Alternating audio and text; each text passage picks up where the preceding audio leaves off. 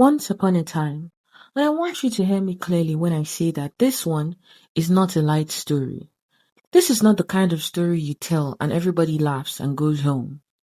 There was a girl in the village of Ohafia in Abia State who made a choice. A young, quiet, seemingly small choice. The kind of choice that young people make when they are looking at their future and are afraid and are calculating, and the calculating feels like wisdom but is actually just fear wearing wisdom's face. Her name was Chidera, and she was not a bad person. I want you to hold that. She was not evil. She was not wicked in the way that people who do terrible things on purpose are wicked. She was a young woman from a struggling home who saw a door and walked through it and did not ask enough questions about what the door was attached to, and who had built it, and what would be required to walk back out again. This story is about what happened when the bill for that door finally arrived. Sit with me. This one requires patience. Ohafia is a town that the Igbo people of Abia State carry with deep pride. A warrior town, a town of history, a town that produced people who were never, in any generation, accused of being soft. The people of Ohafia are known for two things. They are hardworking and they remember. They remember kindness and they remember wrong. And they treat both with the same thorough attention.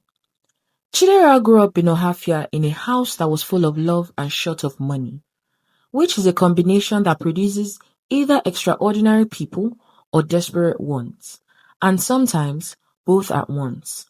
Her father had died when she was 17. A good man, a carpenter, taken by an illness that the family could not afford to fight properly, which is the specific cruelty of poverty, that it takes even the people it cannot be blamed for taking. After her father died, her mother's brother, her Uncle Emeka, became the head of the family. He was a decent man, serious about his responsibilities, the kind of uncle who showed up. Chidera and her mother were grateful. They were also always aware of the limits of gratitude as a permanent living arrangement. Chidera was bright, genuinely bright, the kind of bright that the teachers notice and mention to parents with a particular tone. The tone that says this one could go far. She finished secondary school with results that deserved a university, and she wanted to go, and her mother wanted her to go, and Uncle Emeka wanted her to go, and nobody had the money to make the going happen. And then Obiora happened. His name was Obiora. He was from Enugu, not far, a few hours by road, but far enough to be outside the immediate network of people who knew everything about everybody, which would become relevant later. He was 38 years old when he came into Chidera's life. She was 19. He was a trader, building materials, cement, iron rods, and he had the particular confidence of a man who has built something from nothing and knows the weight of money because he has felt the weight of not having it. He met Chidera through a relative at a church function. He noticed her immediately. He was not the first man to notice her. She was the kind of girl that rooms noticed when she entered. But he was the first one who came back a second time and a third time, and who spoke to her with the specific seriousness of a man who had decided something. He told her his intention clearly. He wanted to marry her. He knew she was young. He was willing to wait. He knew she wanted to go to the university. He would pay. All of it. The admission, the fees, the accommodation, the feeding allowance, everything. He would train her through school, and when she graduated, they would marry and build a life together. He was not asking her to decide now. He was asking her to understand what he was offering and to give him her word. Chidera listened to all of this, and here is where the story turns on its hinge. She knew. She had been told by someone close to Obiora's family, before this conversation, before this offer, that Obiora had epilepsy, that he had been managing the condition for years, that it was controlled, that he lived a full life, that most of the time you would never know. But it was there. She knew this, and she said yes anyway. Not because she had decided she could love him, not because she had weighed the thing and found peace with it, but because the university's fees were real, and the poverty was real, and the future she wanted was real. And Obiora was standing there with the key to it. And 19 years old is very young to be asked to make a decision that a 40-year-old man would struggle with. She said yes. She took the key. She walked through the door. For 4 years, Obiora paid, every semester without complaint. He paid the school fees at the University of Nigeria. He paid her hostel. He sent her monthly allowance, always on time, always enough. He came to visit during holidays. He brought gifts for her mother. He greeted Uncle Emeka with the full difference of a man who understood that in Igbo custom, the family matters. The relationship is not just between two people, but between two histories. He was, by every visible measure, a good man doing a good thing. And Chidera received all of it. She studied. She made friends. She grew. She became, in those 4 years of university, a different person from the 19-year-old girl who had said yes by the roadside in Ohafia. More confident, more aware of herself, more certain of what she wanted. And what she wanted, she discovered somewhere in her 3rd year, did not include Obiora. Now, I'm not here to judge Chidera for this discovery. People grow, people change. A 19-year-old girl does not always become the 23-year-old she assumed she would be. The heart is not a document with fixed terms. These things happen. But, and this is the but that the whole story balances on. There is a difference between discovering that you cannot marry someone and telling them so, and discovering that you cannot marry someone and saying nothing while continuing to collect their investment. Chidera made the discovery in 3rd year. She graduated at the end of 4th year. She said nothing. She graduated. She came home to Ohafia. She carried her certificate and 4 years of paid education, and she came home. And then she told Obiora she would not marry him. Obiora did not shout. He did not beg. He was not the kind of man who begged. He came to Ohafia, traveled from Enugu, came properly, informed Okolemeka that he was coming, came with the formality of a man who intends to resolve something. And he sat in Uncle Emeka's parlor, and he asked Chidera, in front of the family, one question: why? And Chidera and the people who were there say this is the moment that changed the entire room. Chidera said, "The man is epileptic. I cannot marry an epileptic man." She said it out loud, in the parlor, in front of everyone. The room went still, with the specific stillness of people who have just heard something they cannot unhear. And then, as if the moment had been scripted by something much larger than anyone in that room, Obiora had an episode. Right there, in the parlor, the seizure came the way they come, without warning, without mercy, without any regard for the fact that this was perhaps the worst possible timing in the history of bad timing. He fell, he shook, he lost control of himself completely, in every way, in front of the family that he had been courting for 4 years, with gifts and school fees and monthly allowances and full Igbo custom and good manners. When it was over, when he had been helped up and clean and given water and had returned to himself with the quiet, exhausted dignity of a man who has been through this before and has learned to survive the aftermath, the room was a different room from the one the meeting had started in. Chidera sat with her eyes on the floor. Obiora straightened himself. And then he said, quietly, with the careful control of a man holding himself together through an enormous act of will, that he had not come to beg her to marry him. He had never, he said, forced her. He had never deceived her. She had known about his condition. She had known before she said yes.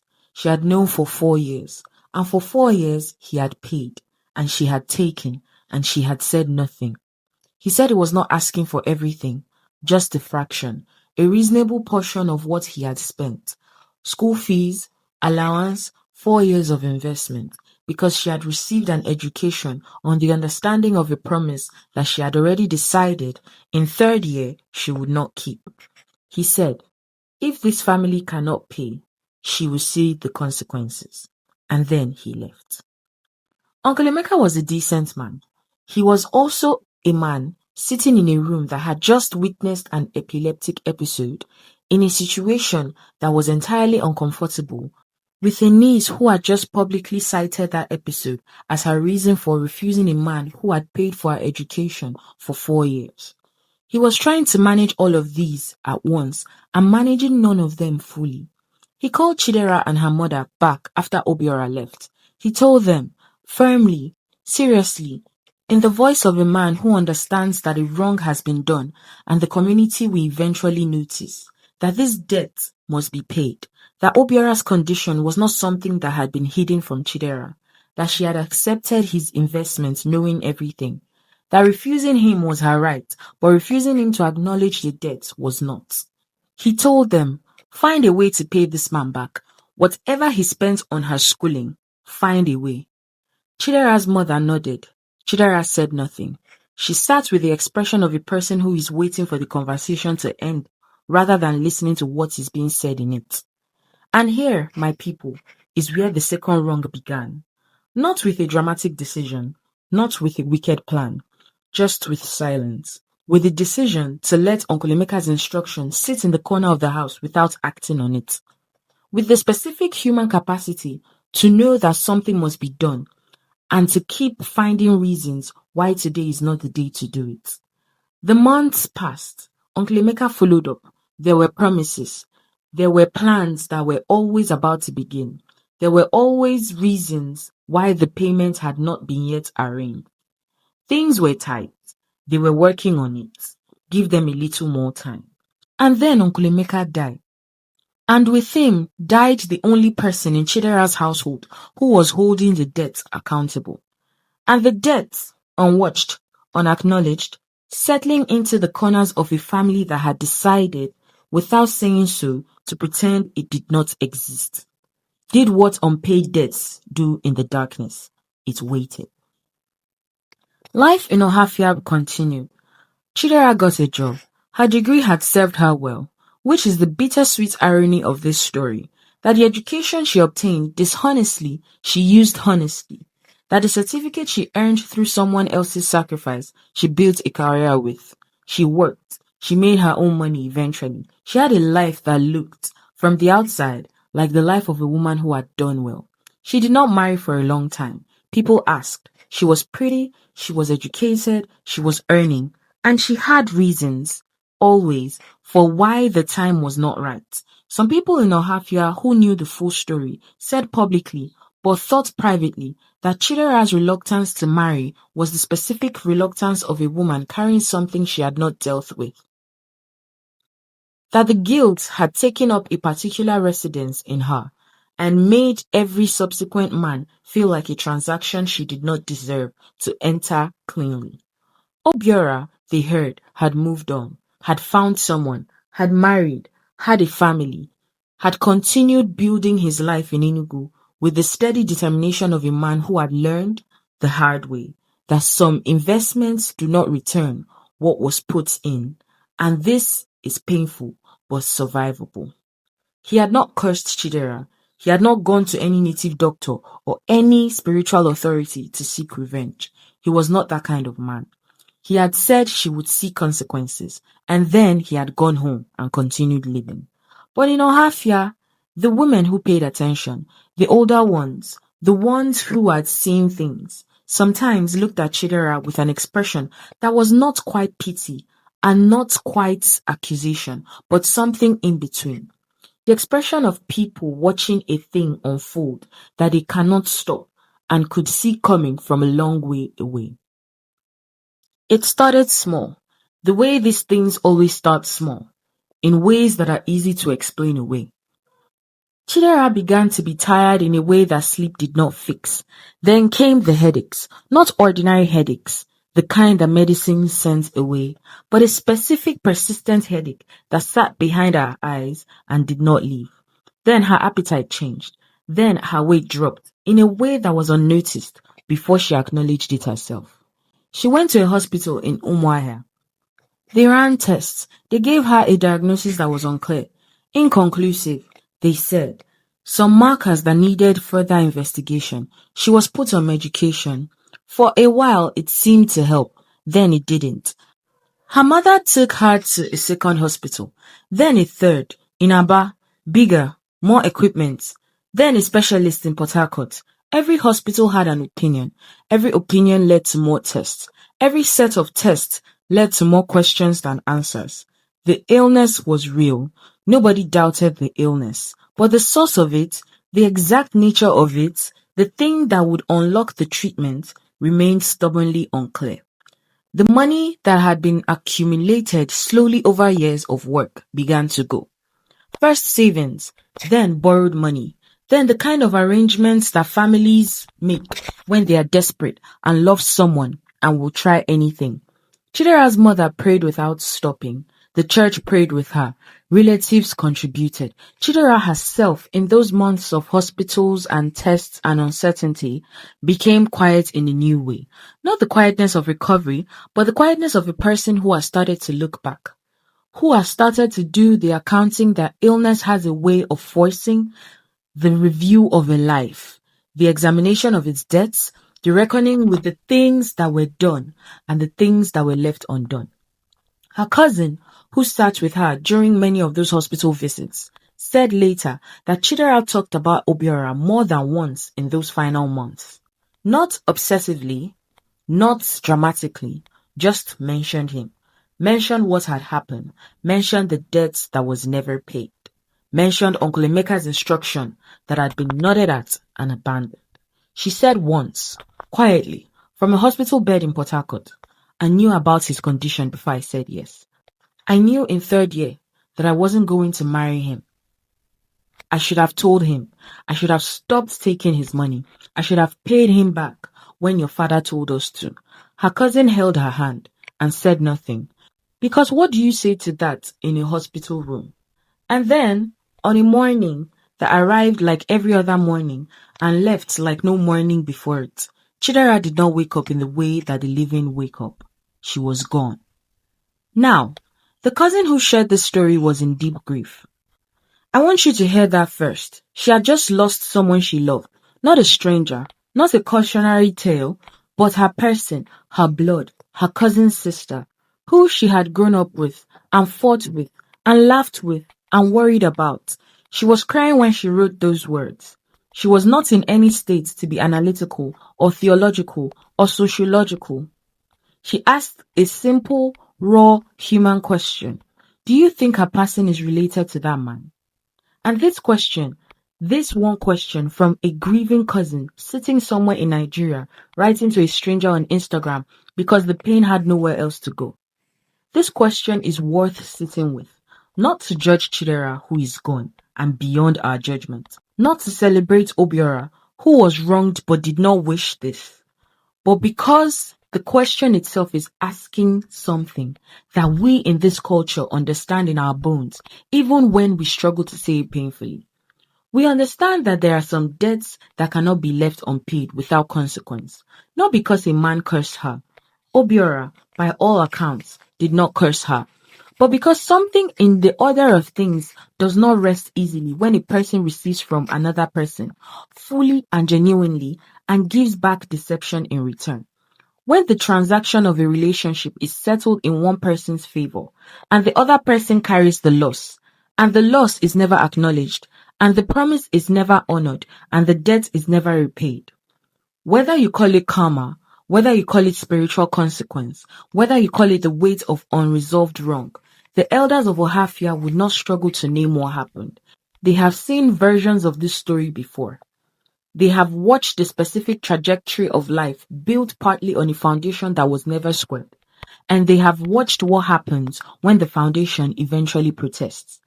The cousin asked if the passing was related to the man. The honest answer is, we cannot know. In the medical, provable, scientific sense of knowing, the doctors did not find Obiora in her blood work, No court would accept the connection as evidence. But in the deeper sense, in the sense that the grandmothers understand, in the sense that the village of Ohafia understands, in the sense that anyone who has lived long enough to watch consequences find their way home understands, the question answers itself. My people, let us be careful here, because this story can be told badly, and I do not want to tell it badly. It can be told as the story of a wicked girl who used a man and died as punishment. That telling is wrong. It flattens Chidera into a lesson instead of a person, and it removes the complexity that makes the story worth anything. It can also be told as the story of a poor girl trapped by poverty who made the only choice she could see. That telling is incomplete because Chidera had a choice and she made it. And she made it knowing, and she continued making it for 4 years, and she did not make it right when she was told to. The real story, the one worth carrying, is about the specific weight of unacknowledged debt, not financial debt alone, the debt of honesty, the debt of keeping your word, or, when you cannot keep it, saying so and returning what you took under false pretenses. The debt that accumulates not just in money, but in the spiritual architecture of a life when you have taken someone's genuine investment and given them nothing but the appearance of a future you had already decided to cancel. Obiora loved Chidera. Imperfectly, perhaps, with expectations attached, yes, but genuinely. He paid for her future because he believed she was going to share it with him. And she let him believe that for 4 years, fully aware, because the alternative was poverty and she was 19 and afraid. That fear was understandable. That choice at 19 was human.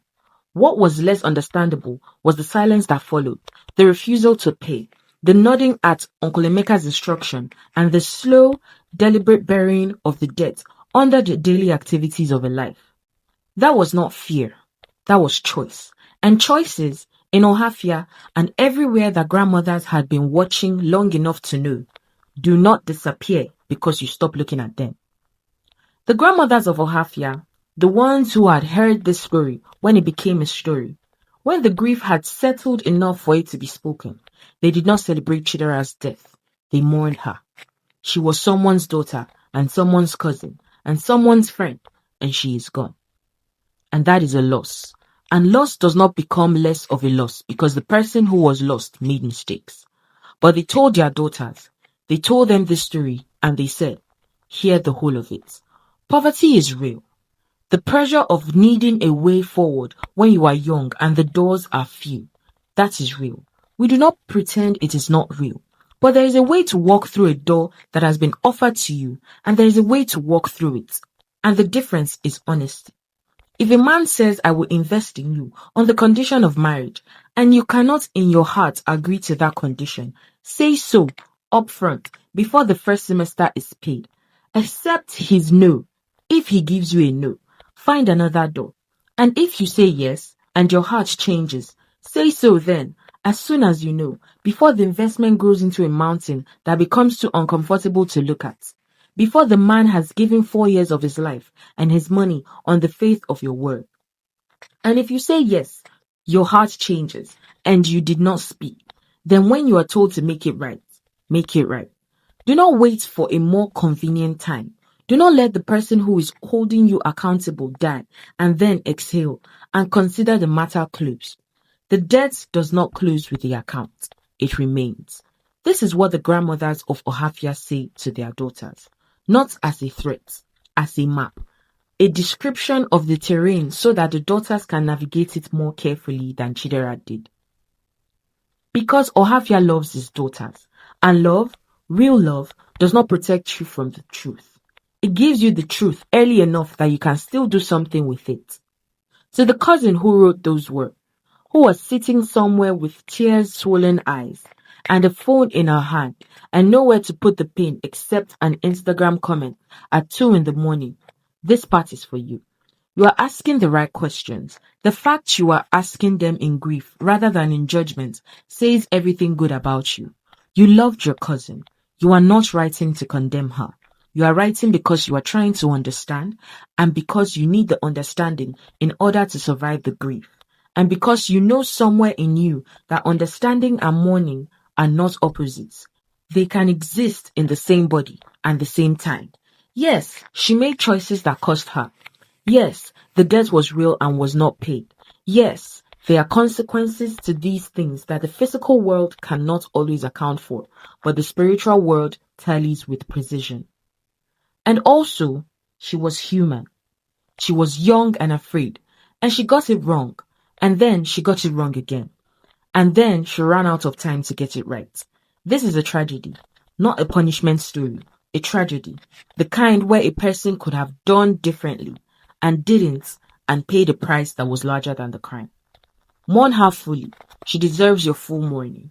Hold her in the complexity of what she was, imperfect, human, loved, and gone.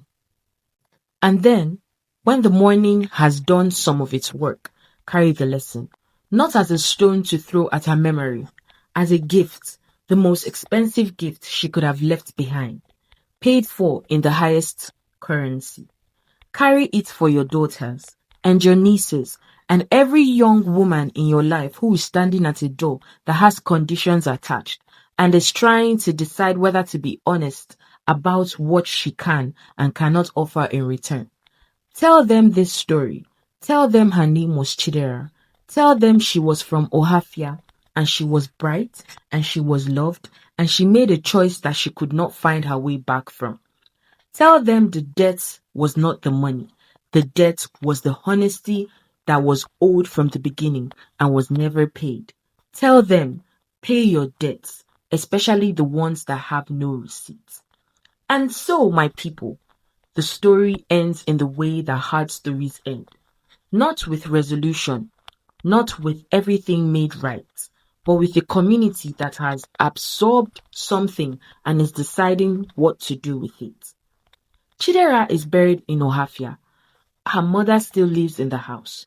Obiora is in Enugu living his life, probably unaware of what happened to the girl who refused him, probably long past the point of carrying that chapter with him every day. The debt was never paid, in money, in apology, in acknowledgement. It was buried, and then the people who buried it were themselves buried. And the thing just sat in the ground the way things sit in the ground in Ohafia, where they bury their dead among the living, where the roots of what was done and what was left undone are always growing quietly under the floor of everything. The elders said, Obo Efem Mary, this is what it has done. They do not celebrate. They do not gloat. They observe. They record.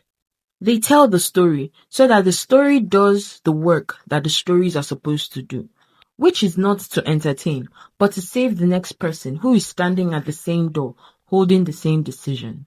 If you are that person, young, afraid, someone offering you a door with conditions attached, and you already know in your heart that you cannot honor the conditions, hear Ohafia today. The door is not worth it. Say what is true. Take the harder path that has no debt attached to it. Poverty is survivable. Guilt that takes up permanent residence in your chest is a different matter entirely. Pay your debts, especially the ones that were never written down.